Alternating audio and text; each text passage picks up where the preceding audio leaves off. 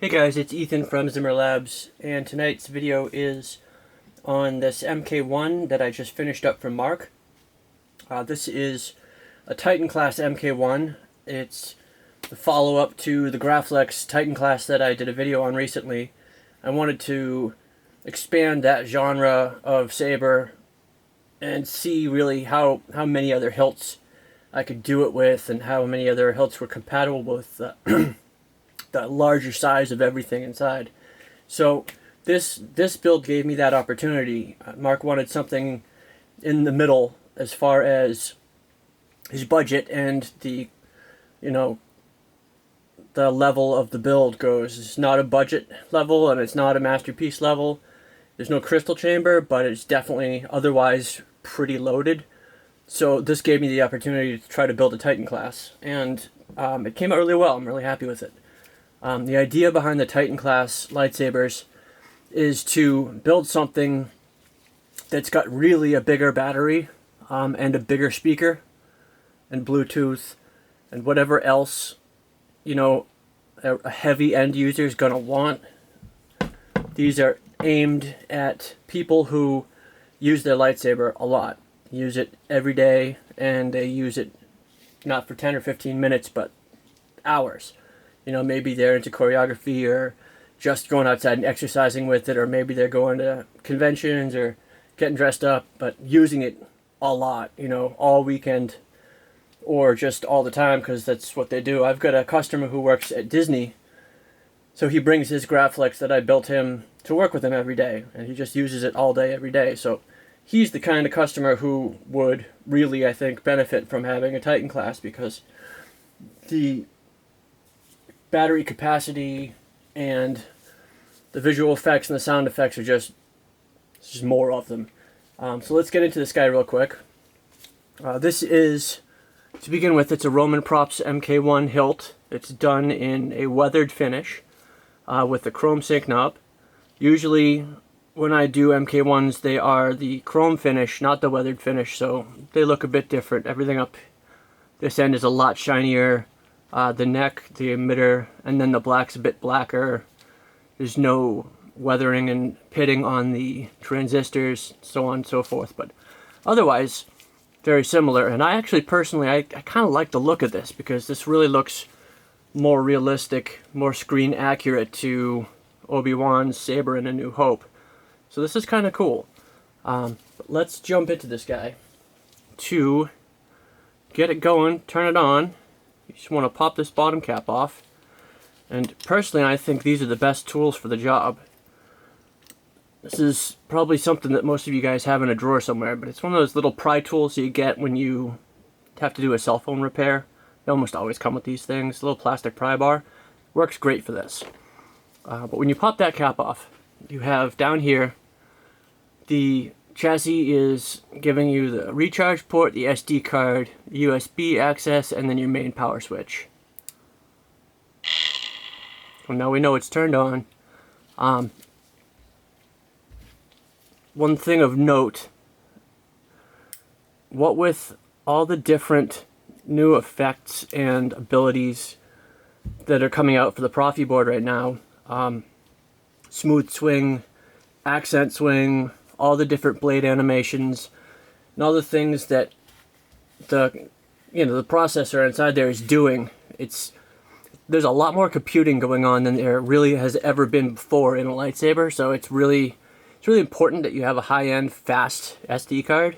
It's a lot more important now than it really has ever been before. So you can't really get by on just a standard micro SD card. I've been using these eSuninfo C4 Class 4 cards, which are pretty darn fast. But even I've found, occasionally will have a little bit of a glitch where these new cards that I'm using, Class 10, C10 cards, don't have any issues. They're really super hyper fast. So all the sabers that I'll be building from now on are going to be running C10 cards. And anybody out there who's building something with a Profi board, I do highly recommend you guys go with the C10 or faster card, because it just eliminates any possibility of you guys having any issues whatsoever as far as running all the different functions that the board can do and having it work right. Because these things do crazy stuff if you have a slow card in there. And I've seen them do anything you could think of, you know. Blades not lighting up correctly, sound effects not playing, whole blades not working or locking the saber up, you know, the whole thing not turning on.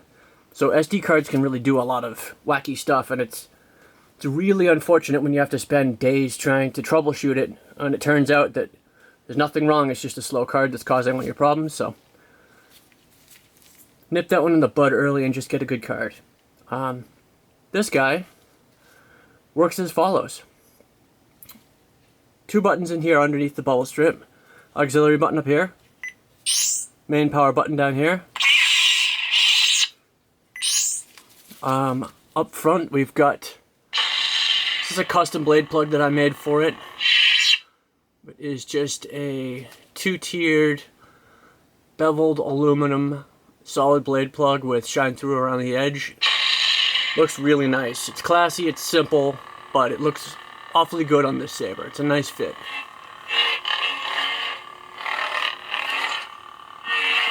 And this is running all the newest sound fonts that have smooth swing and accent swing, and all the appropriate config files all set up right so that they really work and really sound accurate.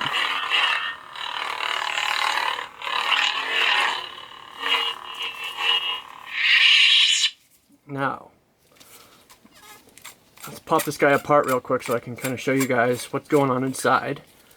Slide the bottom of the, the bottom half of the handle itself off, unscrew it, and once you get down here, this is a stock Custom Works Rudy Pando crystal chamber chassis, but I didn't use the crystal chamber part, I just used that chassis. You have all your access stuff here, like I mentioned earlier. Then additionally, you have another switch hidden down here, and this is the Bluetooth.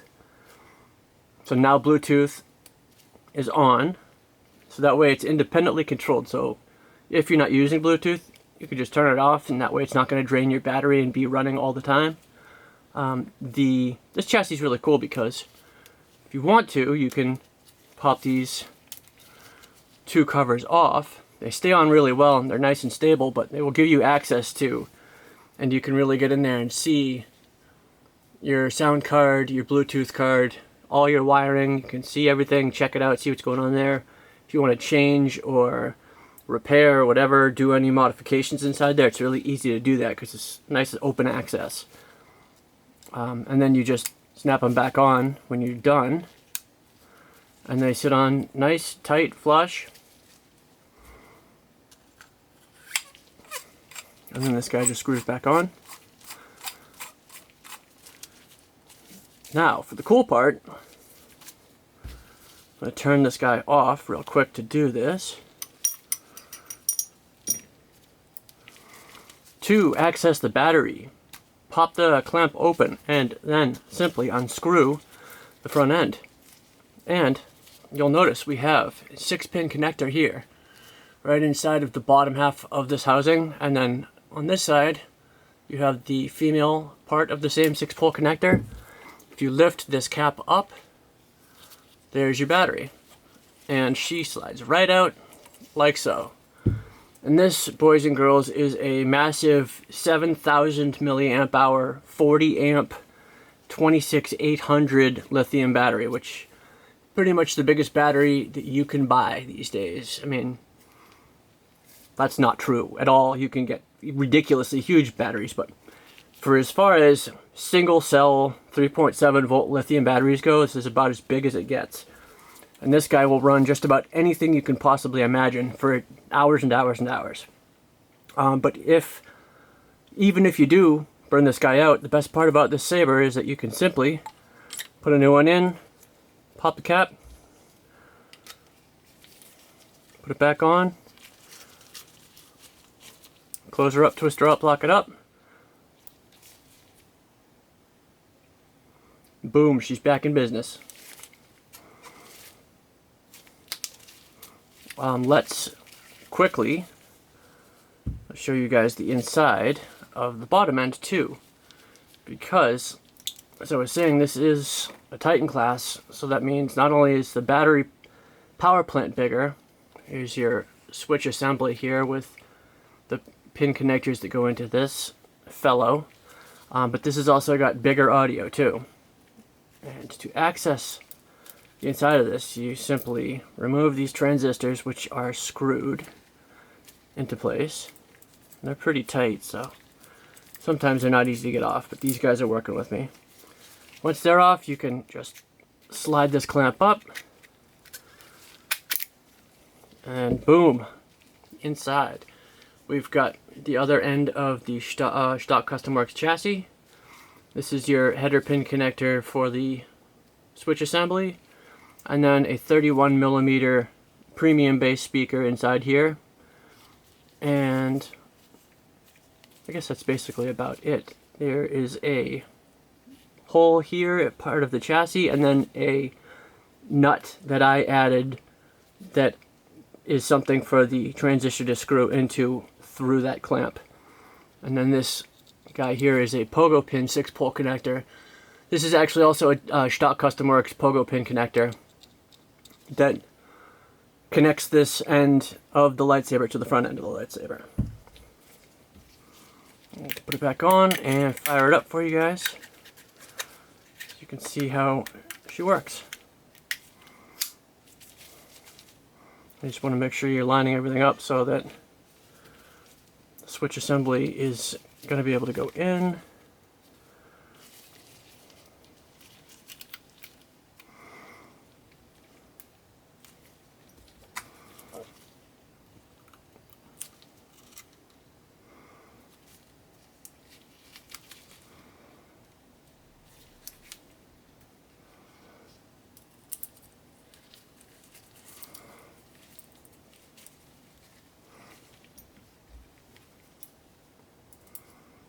And that's not bad as far as breaking the entire thing down, taking it apart and putting it back together.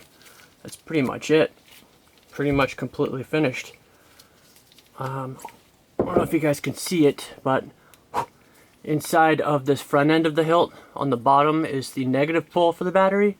And there is a big heavy duty brass spring in there, which is the contact, so that when you put the battery in, as you can see, it's on, it's spring loaded, so it's got a bounce to it, which is important because it keeps the contact solid. The whole thing is spring loaded, so it presses this connector into the pogo pins, which are also spring loaded, so the whole thing is, you know, fully pressurized to stay together and to keep the contacts in place.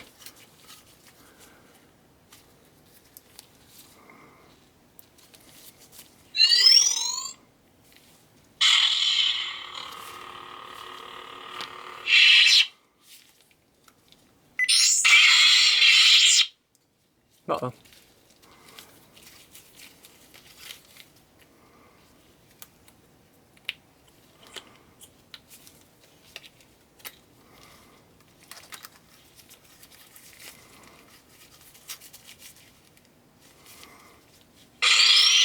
There we go. I must have misaligned it somehow, but at any rate, now she's fired up, she's turned on, and your blade plug is illuminated. To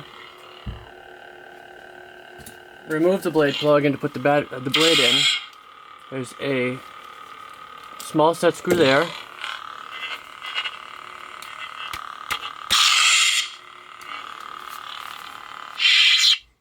And this is a tight fit as far as this blade plug goes.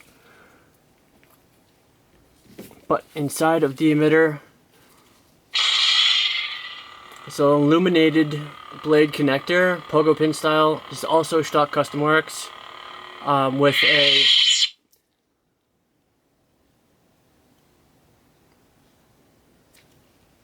let's see if I can get this into focus for you guys.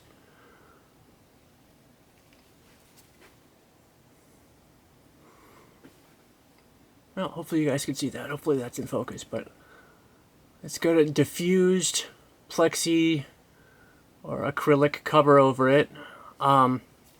so that you can't see the individual pixels. It's just a really bright center. I mean, you can kind of make out that there's 5 pixels in there, but they're not really super obvious. And then that shines through the blade plug and just gives you a nice even light.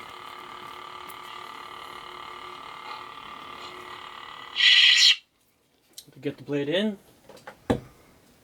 I went with a 7/8 inch blade with a recessed connector and a metal adapter. And I did machine out the inside of the emitter to make this all work.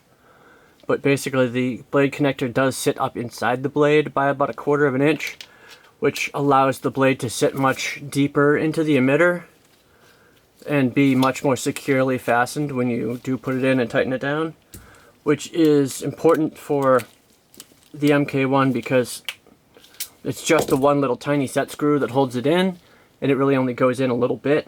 So the more you can get it to go in, the deeper and the more everything grabs on, the better.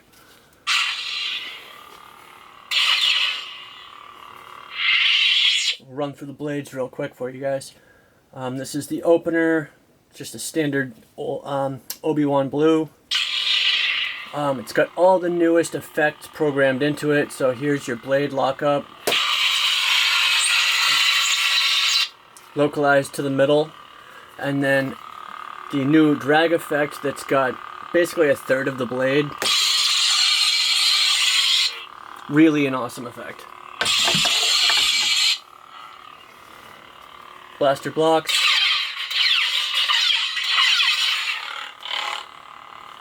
Smooth swing.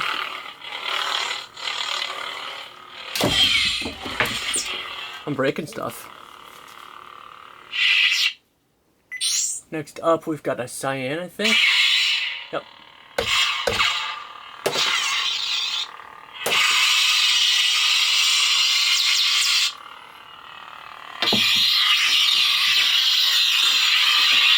So you guys can see that.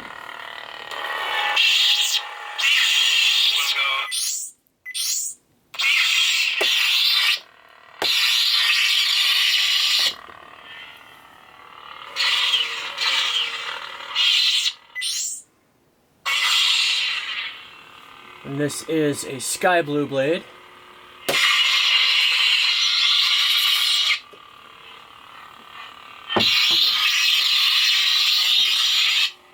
Love the drag tip effect now that it's big. Just really in person, it's got an awesome effect to it.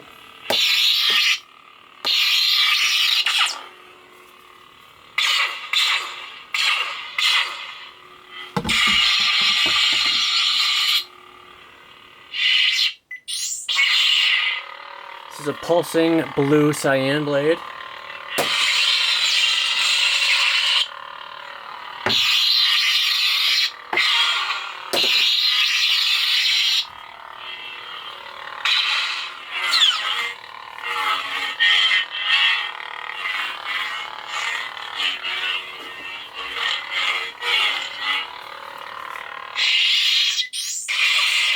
Electricity blade. Localized lockup in the middle. Really badass drag tip.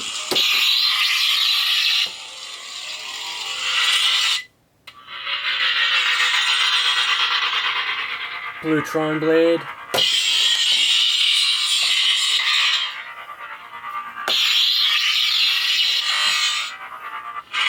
Also with the newest effects.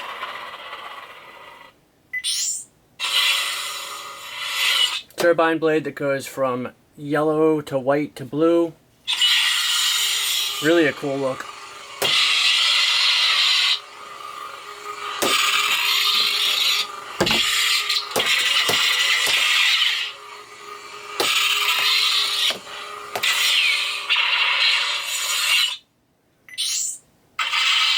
The blue fire blade.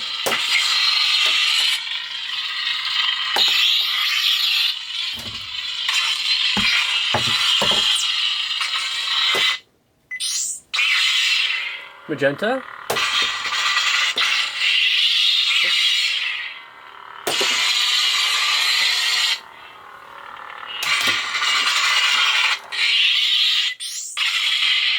green.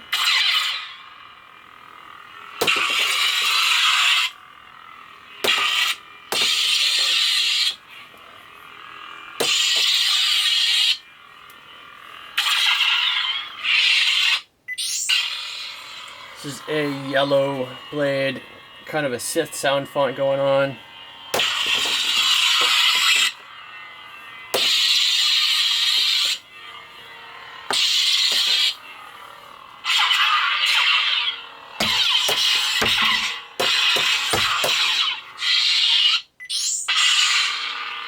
This is bright red with Swarm sound font.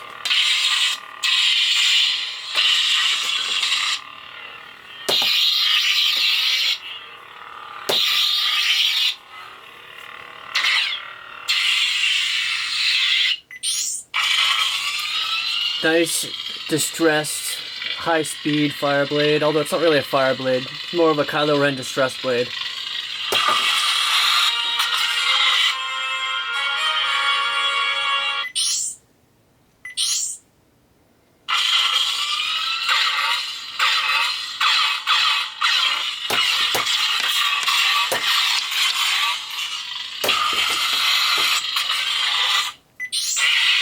This is the Sauron blade.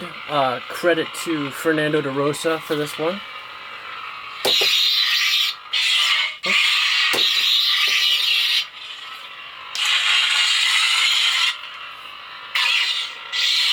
And then I think back to the beginning. Yeah, back to blue.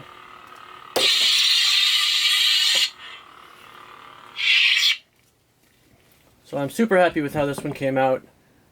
Mark, let me know your thoughts. As far as what else to tell you about this one, I think I got mostly everything. The battery is interchangeable with pretty much any lithium cell battery. You just need to use an adapter if it's a smaller, like an 18650 will work in this lightsaber if you have an adapter. 26650, 2170, they will all work to run the saber perfectly well, but obviously they don't have the capacity that this monster 26800 battery has. Yeah, I guess that's about it for now. Mark, let me know what you think, and thank you guys as always for watching. And also, thank everybody for subscribing. I just hit 1,000 subscribers last week, I think, and it blows my mind. I don't advertise, I don't market, I don't do anything except for build stuff and make videos. And the fact that there's 1,000 people subscribed to that just blows me away. So thank you everybody for doing that. Stay tuned. I'm definitely going to do a giveaway, probably for 2,000. So hopefully that comes quick. But the sooner I do get to 2,000, the sooner that I do a giveaway, and I think the giveaway is going to be a lightsaber. So keep that in mind and stay tuned. More stuff coming very soon. Thanks, guys.